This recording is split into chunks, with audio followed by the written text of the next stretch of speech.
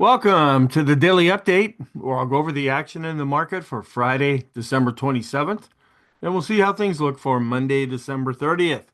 Okay, yeah, looks like Santa Claus may have gone back to the North Pole a little early this year. There's still a few days left in the year to get some kind of a Santa Claus rally. Even though we were down in Friday's session, the S&P was up for the week. So you get this situation where everybody just thinks the market's going to go up and it ends up not doing that.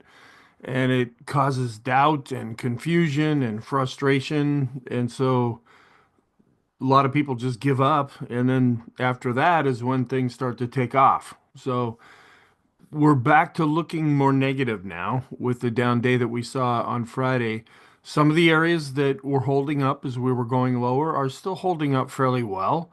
But these improvements that we were seeing are now shifting back. So in the short term, we're now back to negative because we dropped below the 20 period moving average. But for right now, anyway, the 50 period moving average is holding. That's the bottom that we set in Friday's session, and we were able to bounce up off of that. So that support level continues to hold for now, and we're still positive in the intermediate term. One thing I want to mention is called the SPX Investing Program. Just for a few more days, it's still free. You can go check it out. There are additional videos that I post there. I'll be rolling out courses in 2025, and you get immediate access to the videos, the daily videos and the weekly videos. There's a link that will take you to the website or to a video that talks more about the program. You can send me an email to this email address if you have any questions about that. Also, the daily video is the real foundation of the analysis that I do. Even though I do a lot of weekly videos, they're all meant to tie into the daily video. All right, let's go back and talk about what happened and then look at some charts. We had a gap lower open. The futures were drifting down, and as we got closer to the open of the cash session of the stock market, we kept getting lower and lower and lower. So we had a gap lower open. It ended up being below S1 at 6,013. We came down to S2 pretty quickly and tried to find support there at 59.89. So we fell under the 6,000 level. But then we ended up falling down to S3 at 59.47. We broke below S3. We got down to the 50 period moving averages and then rebounded to close above S3, but still below S2. We were down zero point 0.1 or 1.11% on still below average volume. It's holiday trading, so a lot of volume is really dropping off.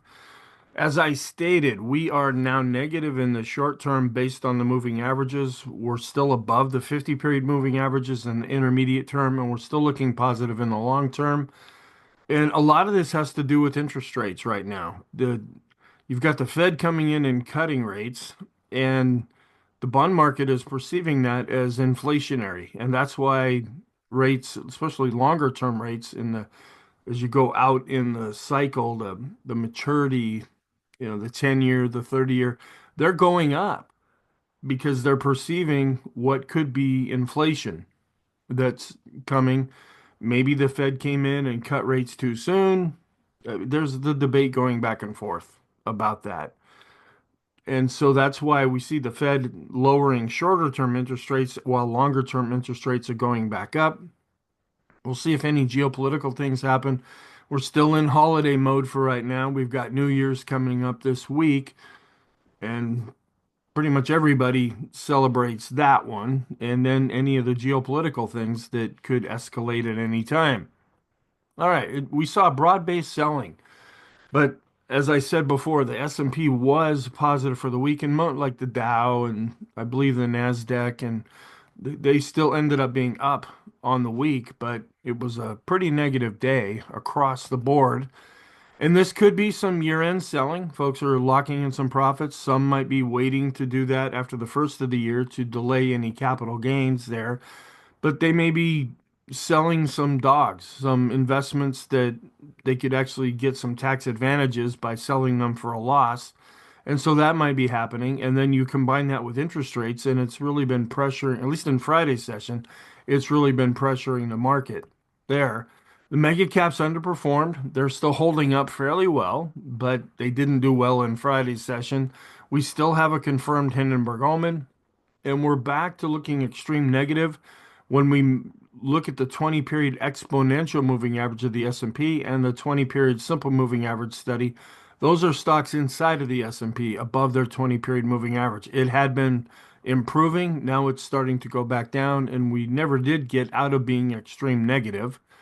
And then we're turning more negative in the intermediate term with our 50 period moving average study, and our PMO studies are still showing some extreme negative readings there. No change to the scenario. It's really about interest rates. It's not that the Fed is looking to cut rates, even though they've pretty much said they're going to pause with that, and they're increasing their inflation outlook, and so that's why we have longer term interest rates going back up. The dollar was down, and interest rates were should be up. Sorry, that's a mistake right here. We're at 4.62%.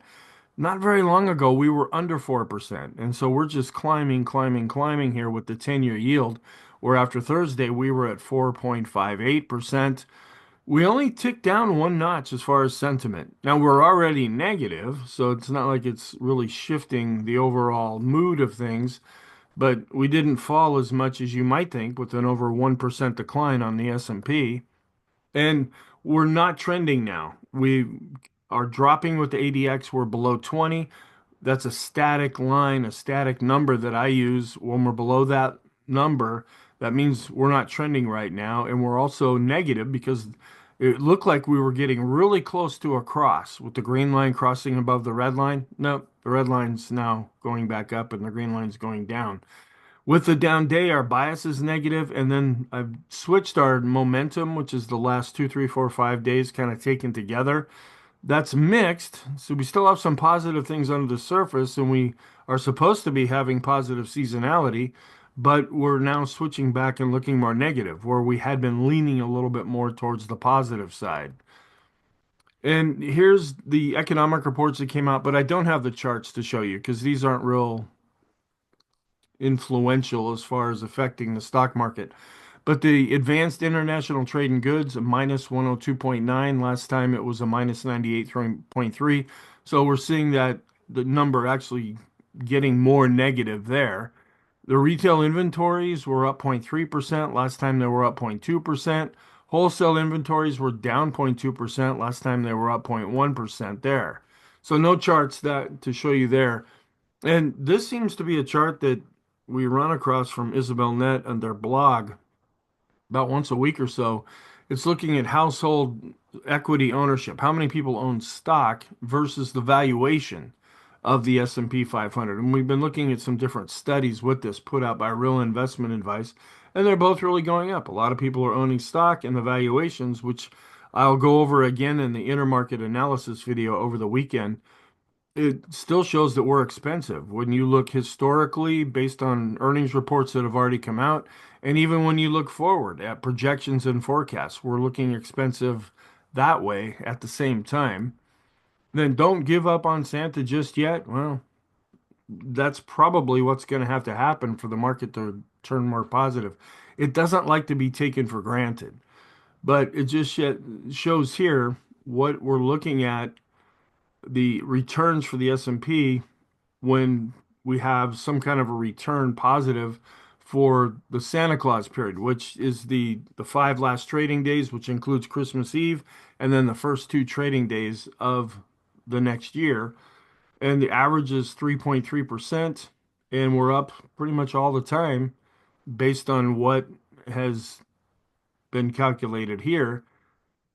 And then looking at the earnings, and then they compare tech with all the rest of the areas because the tech is the strongest, and that's where we see a lot of the growth. And this is the trailing 12 months earnings, so it's looking back and how the earnings are really going up here, but they're pretty much flat when you take out all of the non-tech stocks. And this, I put the explanation in here because this could be a little bit hard to understand. We have a similar chart that we look at here, but this is equity risk premium. It's just becoming very low. And so basically what that means is that it's risk versus reward. And if you get into stocks and they're more risky, then you're expecting a better return. When this really goes down, that means there's not a lot of risk being perceived in owning stocks. And so you might be better off getting out of riskier stocks and jumping into more conservative bonds. And that's why we're seeing this real low reading right now. But that's not happening in the bond market because bonds keep going down and as interest rates are going up. So it's not like that's a real safe place to go either. And then looking here at, I have to move my little bar at the top here. The 10 largest stocks have been significant drivers of the total return for the S&P in recent years. And this just shows the red area are the 10 largest stocks and how much they've contributed, and then the rest of the S&P 500. And that's why we follow. That's why I look at charts of just the Magnificent Seven stocks in here. And then the probability of a recession still going down based on what the market is looking at when you calculate this out using the yield curve. And there's still a case for that. We're seeing economic reports that are coming out being revised that are showing that the economy was much weaker than when it was originally reported. And we don't know what's going to happen with the tariffs and or are things going to get revised and then that's going to show that maybe we're going to go into a recession. We don't know how all that's going to play out. A lot of people have opinions about that. We'll just keep watching things. But according to this, they calculate the probability of a recession here is it's going down. And this is pretty much a variation of a chart I show in every video. It just shows the S&P 500 and then the 200-day moving average. This is the long-term trend. And so when I say the long-term trend is still positive, well, are we above the 200-day moving average? Yes. And is the line going up? Yes. So the long-term trend is positive here. And then the S&P outperforms most since 1997. And this is just talking about how the S&P has been doing really well. And then I found one chart here, kind of interesting. It's like, here's the Santa Claus rally. Well, maybe he's fallen a bit flat on his face right now. Okay, so here's the chart, and we did gap lower down below S1. Now, we didn't have a really wide range in Thursday's session, so that made hitting these pivot points in Friday's session pretty easy because Friday's pivot points are calculated on Thursday's open, high, low, close on an intraday basis. But we came down below S1. It looked like we might be setting up some support here at S2. We didn't bounce up off of that. We broke lower and then made our way down to S3. Even started to break below that, but then we started to hit the 50-day moving averages. And so far, those have been holding and we were able to bounce up off of that. We came back above S2 here, but never made it back up to excuse me, we made it back above S3. We never made it back up to S2. And we're flat as things shut down for the weekend. You can see the pink area here. The futures were holding up slightly negative, and then as we came into the open, that's when things really started to drop off. And it wasn't because of economic reports, because we didn't get any influential ones there. We just saw some weakness where before Thursday's session, we also saw this weakness coming in, but then we were able to bounce up from that.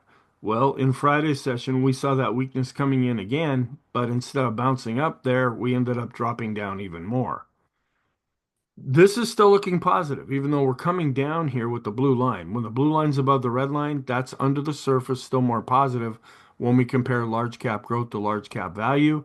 Even though this took a hit, our S&P growth to value intraday chart, it came down, but still, if you go back to the end of November, this is still holding up fairly well. And we were down pretty severe here with growth, down 1.48%, where value was down, but down a lot less. It was down more with the mid caps and more with the small caps. So we've been seeing growth kind of hanging in there, and it still is in the bigger picture, but it didn't hang in there very well on Friday. So we're coming down a little bit here, even though we're positive when we look at S&P growth to value and do a ratio there. Also coming down with mid cap growth to value and even S&P growth to value coming down, but still looking positive longer term. And coming down after giving us quite a high reading here when we look at the growth versus value ETF. and still holding up here with discretionary to staples, even though the ratio came down. Large cap growth did decline 1.45%, but still above this 50 period moving average. And here's our trend where we're dropping further below this blue line. That means we're not trending. And we're also in a weakening trend because we're below the moving average. We were almost ready to see a positive cross here. Well, now the red line's going back up as the green line's going down. Also in the short term, below 20, not trending, below the moving average, a weakening trend, negative because the red line's going up as the green line is going down. Volume continues to really drop off there. We're still looking at fear being pretty high above the moving average when we look at the ulcer index. We ticked back up with the VIX. We're still below 20, but with the down day, this did go up both with the line chart and the bar chart. So the VIX of the VIX is also starting to go back up, but it's closer to the moving averages, where the VIX is actually going a little above the moving averages. And we were starting to see where the VIX momentum might be shifting to down, and it still could be doing that. But with the up day, it's going to have the MACD work a little harder to actually cross over here negative.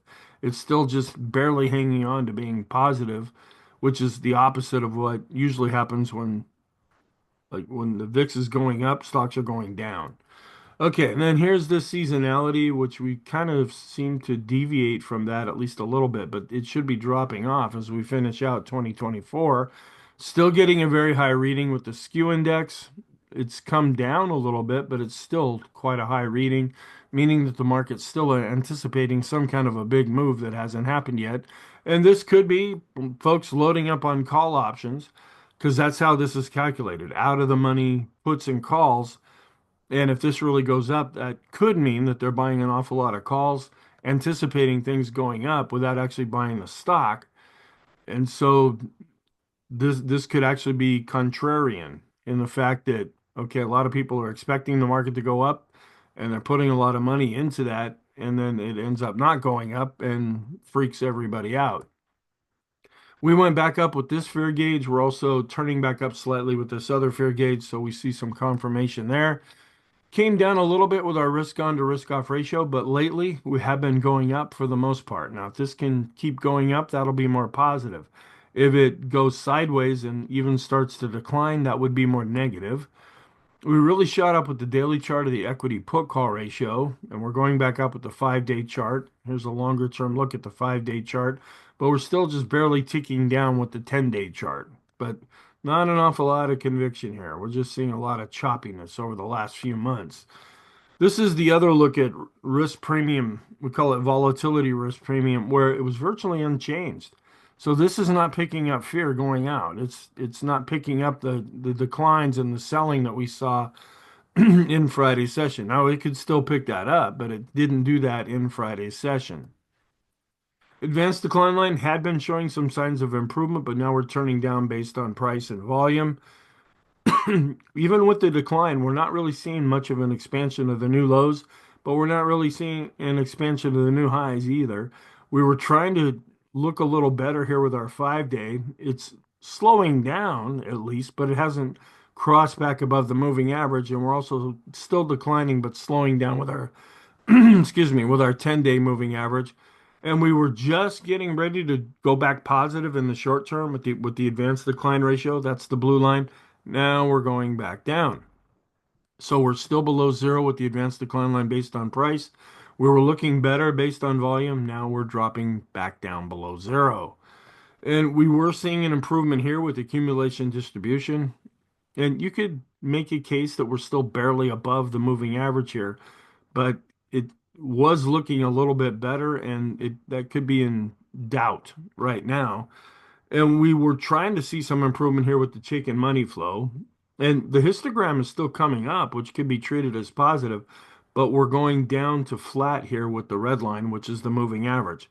One thing that is encouraging, though, is the chicken oscillator continues to be above zero and go up. So this smart money indicator isn't rolling over yet. We're still negative here with the vortex. The red line's above the green line. The red line's going back up as the green line's going down. And we were starting to bounce back up with the cumulative advanced decline line for the S&P based on price and volume, while they turned down in Friday's session. Still looking negative longer term here. The 10-day average of the highs and lows continue to be well below 50. And both took a hit here. When we compare the S&P to the NYSE advanced decline line, they had been both showing signs of an improvement. Now they're showing more weakness. So the cumulative advanced decline line for the NYSE dropped back down below the moving average. We were showing an improvement here with the regular advanced decline line, but now it's going back down. The other advanced decline line for the NYSE is also going back down. Common stock going down based on price and volume for the NYSE. We were seeing signs of improvement with the advanced decline line. Now we're starting to go back down below the moving average with all the indexes. And we're starting to come up here with the 20 period moving average study. These are stocks inside the S&P above their 20 period moving averages. We want this to be strong to show good, solid short-term momentum. And it was improving, but now we're going back down. And this is the study that we look at where we had come down below 10. We wanted to go up to 70 fairly quickly here. Well, it was looking better, but now it's starting to look a little worse. And we're coming back down below 50 with those stocks inside the S&P above their 50 period moving average. The 100 period moving average study did decline and it's below 50, so that's negative. And we declined, but we're still above 50 with the 200 moving average study. And saw a little bit of a drop off here when we compare large caps to small caps, because the small caps should be just going to the moon right now, but they're not. It's kind of burning on the launch pad at this point. But the large caps, when this goes up, that means the large caps are outperforming. And even though this came down a little bit, they still haven't really kicked into gear when we're referring to the small caps. Here's our daily chart, and as I've been pointing out, this is going to be a little hard to see until we click over into January because we have the new pivot points that'll be printed here, and we're well below average with volume. We're back down to looking extreme when we look at the 20 period exponential moving average of the S&P, back to declining after improving with the 50, and we're flat to declining a little bit with the 200 period moving average study. Coming back below the midpoint with the Stochk RSI, a little bit above the midpoint, but declining with the Williams percent R. Back below the midpoint with the CCI 14 and back down with the CCI 20. So we were seeing some improvements here, some things that were encouraging. For right now, anyway, that pretty much got taken care of in the short term in Friday's session. Nothing's extreme now with the stochastics. In the short term, we were improving. Now we're going back. We're still improving here in the intermediate term, but we're starting to roll over, and we're actually looking a little more positive in the long term. We're turning and trying to come back above the moving average. The force index declined, but it's still positive. We were seeing a sign of improvement here with our short-term moving average. This is how we do a further study of the 20 period moving average. We were coming back above the blue line and the green line. Now we're starting to drop below them again. And we're below the both simple and exponential moving average based on 20. That's why we've turned the short-term view back to negative. And we were coming across the midpoint here with the standard deviations chart. Now we're starting to drop down below it. And so we were improving with the balance of power, but now going back down. We're still positive with the go, no go with the darker blue bars. And we're below the midpoint here with the highest high, lowest low value chart. The TTM squeeze had been improving. We were turning a lighter shade of red and it was coming up. Now with Friday's decline, it's a deeper shade of red and it's back to declining. And standard deviation still getting that big down Wednesday in the whole calculation. And this measures speed, not direction. So we're still seeing a lot of movement there. And the ease of movement was starting to improve. Now it's going back down and remains negative. The Aruns, just on Christmas holiday here, we were turning positive with the S&P McClellan oscillator. We had crossed back above zero. Now we're dropping back down below zero again. So we looked like we were starting to turn up with the summation index based on price and volume. Now that could be in jeopardy. We're starting to go back down based on price, and we're leveling off and possibly starting to decline based on volume. We never did turn positive with the NYSE McClellan oscillator, but we were improving. Now we're starting to go back down. So we're continuing to decline with the NYSE summation index based on price. We actually set in a little bit of a base here with volume. That could end up being positive. Now, this is also encouraging when you look at this. The Swenlin trading oscillator, even with the down day, we're still going up based on price and volume here. So that's encouraging, and that's more intermediate term. Things were trying to improve with momentum with the PMO. Well, that kind of got at least stalled for right now. And we were trying to turn back up based on price and volume, but we're not back up to the moving averages. We had been extreme negative with the PMOs that were rising. We were working that off. Now we're starting to go back down. The buy signals are still extreme negative, and we continue to decline with the PMOs above zero. Momentum in the short term is still negative. We were trying to improve in the short to intermediate term with the MACD, but now that's looking a little weaker.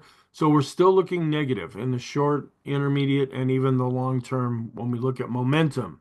The copy curve is still negative. We're going back down with the Sean trend meter.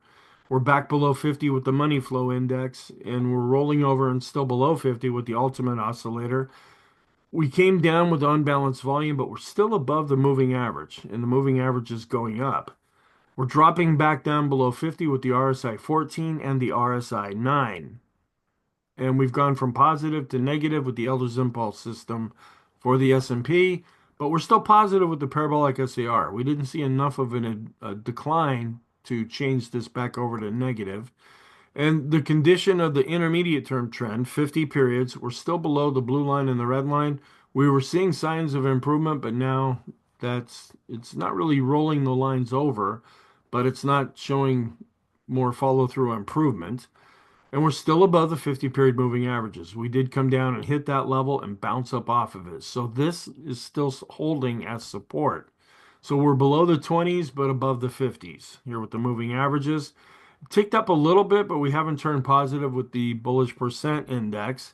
And we're flattening out after declining with the NYSE bullish percent index. And we were bouncing, excuse me, bouncing back up, but still below 50 with the NASDAQ 100 bullish percent index. And now we're starting to turn back down. And this is kind of interesting how this works. It appears, though, with the simple moving average of the open, high, low, close, that acted as overhead resistance, and now we're starting to drop back down below this little mini rainbow. And we were seeing an improvement here, bouncing up out of the cloud with the Ichimoku cloud. The concern here is that the blue line's below the red line, and the green line had been going back up. Now it's starting to go back down. So we're seeing some weakness coming back in here. And this is the long-term trend channel. We're having a really difficult time breaking out above that. Now, we did that before, but it'd be more positive if we could break out this time as well. We're turning more negative with our different looks at the trend. We're negative now with the Heiken Ashi. We're negative and pointing down with the Kegi chart. I have a red block here. The Renko chart's now negative, and the three-line break never really did switch positive. Now it's looking a little bit more negative. Long term, we were bouncing up off the 150, this line right here. Now it's starting to go back down. Also, a bit of a decline with the 200 period moving average study. This is another thing that we're keeping an eye on that could end up being positive. The SWAG NYSE breadth thrust. We're back above point 0.4. If we can continue to go up and get up to this red line, that would produce a signal which can be very positive for the market. And we're negative in the short term with the S&P mid caps and small caps. We're still positive in the short term with the NASDAQ 100. Across the board, negative with bonds based on price. We've switched back to positive with commodities in the short term. All the sectors ended up being down, with energy being down the least. Discretionary, a stronger area, tech and communication. These are the growth areas, and they ended up doing the worst in Friday's session. All red here, Valentine's Day. Reading from the bottom up, we have the NASDAQ just dropping below different levels. Was able to, yeah, it even dropped below 19.6. The Dow went below 43,000. And the BPI cross for communication, that's a growth area. It did cross down below 70. So a lot of negative things, but there's still some hope under the surface too. And they finally did a little more update here with the decision point scorecard, negative with the short-term trend model, negative with the intermediate term trend model. And we were seeing signs of improvement here, but now both the S&P and the equal weighted version are back to declining. Came down a little bit with the ratio here as the mega caps underperformed. When this is going up, that means the bigger stocks, the mega caps, are outperforming. And we're still below the 50-day moving average with the Dow, but we're still above this pivot point here. We continue to be neutral with the Elder's Impulse system for the diamonds. And again, this is hard to read here. We were down 1.5% with the NASDAQ, and we were down 1.36% with the NASDAQ 100. The Qs have gone from positive to negative with the Elder's Impulse system. The momentum, which had been showing signs of improving for the NASDAQ 100, now it's turning back down. But this is also encouraging. This is the 20 period moving average for the QQQs, and we closed right on that level. So this is a shorter term support level that's holding. We'll see if we're going to be able to bounce up off of that, or are we going to continue to drop below that. Small caps down 1.33%. They should be going to the moon right now. They're actually just not going anywhere. And we look at the Russell 2000 small caps. We were coming up from after getting an extreme reading with the RSI. Now we're coming back down, still below the 50-day moving average, and the momentum continues to be negative. We're still neutral here with the small caps with the Elder's Impulse system, still below this pivot point, below the 50-day moving average with the mid caps. They also continue to be neutral with the Elder's Impulse system, a little bit above the 50 period moving average with the Wilshire, so that is still another support level holding, and just barely above the 50-day moving average with the total US stock ETF. So these are support levels that, if they hold, could end up being positive. If we break through them next week, then that naturally is going to be more negative. And still hanging out around the 50-day moving average with the financial sector, the FANG index, which has been doing pretty well lately, still well above its 50-day moving average, but now we're dropping back down below this shorter term trend line. Apple was down 1.32%, Amazon down 1.46%, excuse me, Microsoft down 1.73%, Nvidia down 2.09%, falling now under its 50-day moving average. Google down 1.45%. Can you see why the S&P ended up being down? And Meta was down 0.59%, and we were down almost 5% with Tesla, and we're down 1.8% with Netflix. So when you get all these stocks negative and showing rather substantial losses, that's why the indexes get taken down with it. And in the short term correlation between US and world stocks, I'm still dropping off here, but we're flattening out after we had been improving with the longer term correlation. You can see here the S&P is in red and it's coming down where we're seeing a bit of a bounce coming out of the world stocks. That's why we're seeing the correlation show a shift in its relationship there. We're underneath the 108 level with the dollar, but we're still in the high 107s. And this could also be putting pressure on stocks.